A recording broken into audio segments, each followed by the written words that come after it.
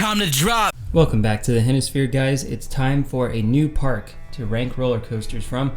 This is going to be Silver Dollar City in Branson, Missouri, one of my favorite parks I've ever been to. When I was there, I remember thinking that this is probably the second best theme park I've ever been to, right behind Cedar Point in Ohio. And I guess technically that's an amusement park, so this one probably is the best theme park I've ever been to. There is theming throughout this entire park and on every roller coaster in the queue line and whatnot. And let's start off with Wildfire. That's going to be the first roller coaster to be ranked, and there will be 3 other roller coasters from this park that are ranked. I will not be doing Thunderation or the Grand Exposition coaster or Fire in the Hole. Let's start off with this B&M. So this B&M sit-down looping roller coaster was built in 2001, so it's pretty old. It doesn't strike me as one of those really old, intense B&Ms. This one was very smooth, and what it had going for it the most was the terrain. The terrain provides a huge drop compared to how tall it is, and the views are spectacular. And honestly, it's probably the best scenery, not theming, but scenery that I've ever seen around a roller coaster. The only one that would rival it for me is Ravine Flyer 2 at Waldameer. We'll get to that ranking later on. Just absolutely incredible. It's picture perfect. You could watch this roller coaster run for hours. It's so beautiful and breathtaking. Let's jump into the enthusiast categories. We have a height of 120 feet. That's really not that tall. It's pretty average, 5 out of 10. The speed, this hits 66 miles an hour. That's pretty fast, 7 out of 10.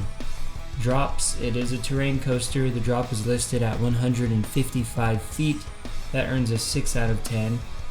G-forces, I rode this in the front and I didn't feel much really. When I rode it in the back, I did get some good airtime down that first drop. I found the back to be a lot better, so I'm going to give it a 6 out of 10. Like I said, it's not one of the more intense B&Ms. Wow factor.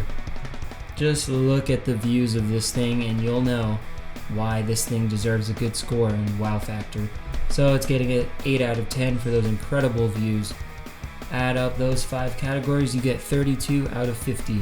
That's middle of the pack. Theming. The theming in the queue line is pretty good. You have kind of some weird contraptions or inventions, it looks like, and eventually when you get right to the loading station, I forget exactly what it is. I'd have to go back and look, but there are some really weird things just kind of in the middle of the room that you walk around. Pretty cool looking. So it almost gives a steampunk feel, almost. Going to give this a 5 out of 10. Restraints, typical over-the-shoulder B&M restraints with the seatbelt buckle, 7 out of 10. The layout, since it's a terrain coaster, that helps it here, and it does have 5 inversions. You've got that Immelman, which is really fun, followed by that loop, cobra roll, and then 1 corkscrew at the end. But I love the turns on this thing going into the cobra roll and coming out of the cobra roll. Those are 2 of my favorite parts, actually, because you're pretty low to the ground, especially that first one coming right out of the loop, carrying so much speed. Then when you get to the top of that cobra roll, then it's really nice, smooth, and it just flows really nicely. But I'm gonna give the layout an 8 out of 10. It's just so spectacular. The length, this isn't one of the longer B&Ms. It's not a hyper coaster, so you don't expect it to be like 5,000 feet long, but it's just over 3,000 feet. I'll give it a 6 out of 10. Last is the smoothness. It's a great B&M and it's not too old. It doesn't have like a really bad rattle or anything. I didn't notice a rattle. I'm going to give it an 8 out of 10. Add up these 5 categories, you get 34 out of 50 for the general public categories. And again, that's actually towards the top. It's one of the best scores I've ever given. Add this to the 32 points from earlier and you get 66 out of 100.